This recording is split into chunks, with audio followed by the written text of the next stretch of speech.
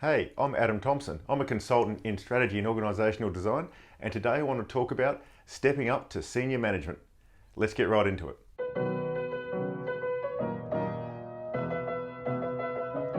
I'm talking about where you are a manager of managers, or perhaps you're a manager of people who do quite specialist work. These roles are called often just senior manager. Sometimes they're called managers, where you have team leaders, if those team leaders actually do performance reviews and that sort of thing.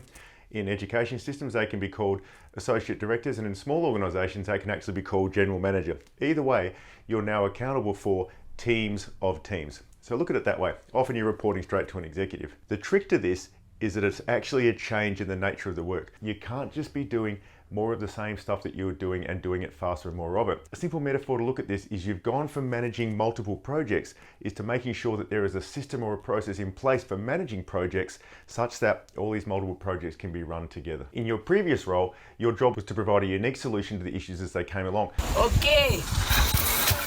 What you are now doing is overseeing a whole production line of people who can solve various problems, maybe individually, maybe in an order of things. But the point is that the factory itself is put together, and ultimately what comes out of your factory is problem solved for your customers. And here's the other thing, your factory has a various network around it. It has suppliers. They might be internal suppliers, they could be external, might have other support areas, and you're now accountable for the way that whole factory runs. Another thing that changes is the time. Your job is now to make sure that your whole show meets requirements, not just this year, which means you're holding two things in your mind at once now. Now you have accountability for a talent pool. Now, if you're in that role of manager of managers, you'll be in a position of actually selecting those next group of people that can step up. Al Pacino.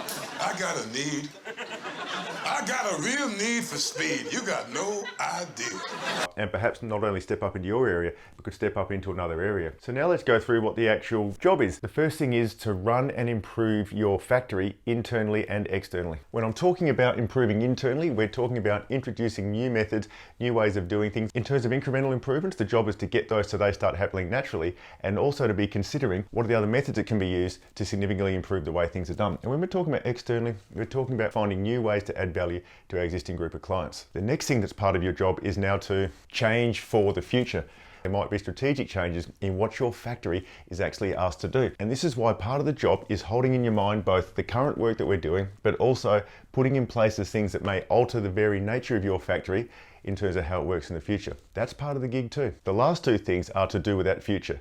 And the first one is to have input into new value. As I went through in my last video, the key thing for any innovation is the ability of the thing to actually get in and actually integrate with the rest of the show, which requires someone with your knowledge to be able to be part of those discussions while you're doing that, while you're doing that, and while you're doing that. You might also have to be doing a bit of running some pilots. We have to do some experiments to collect information to then make decisions, and that's done by running some pilots. And you're providing the guiding force so that all these things can happen. By the way, if you're not running a traditional hierarchy, if you're running something that's more self-organizing, that doesn't mean that this work goes away. It just might mean that you have to schedule time for your group to actually focus on these issues. What you can actually do to do this sort of stuff. The first thing you want to be doing is to model your factory. Modeling your factory means that you have an understanding, which you gradually make sure everyone has, about how your show works, which means you need to know your people, your customers and what they value, who your funders are, who all of your suppliers are. You have to have a complete model of what's going on and not get caught going straight into the vertical and solving problem after problem. With an idea about how your factory works, you're then going to have to get some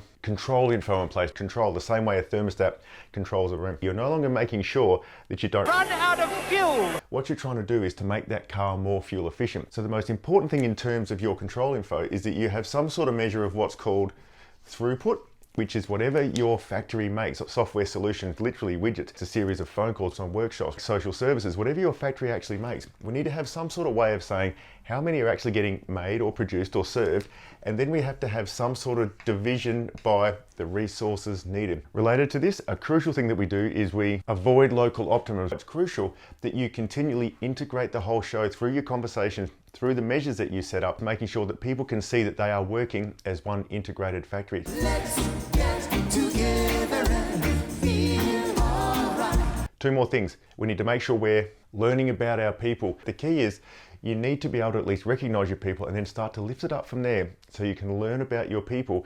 That way you can do your role for the organization of being aware of what the talent pool coming up is. And our final thing, which is sometimes the most crucial, is to become aware that you are part of a middle system. I'm talking about your colleagues that you have across the business that are also accountable for teams of teams, are also accountable for complete factories.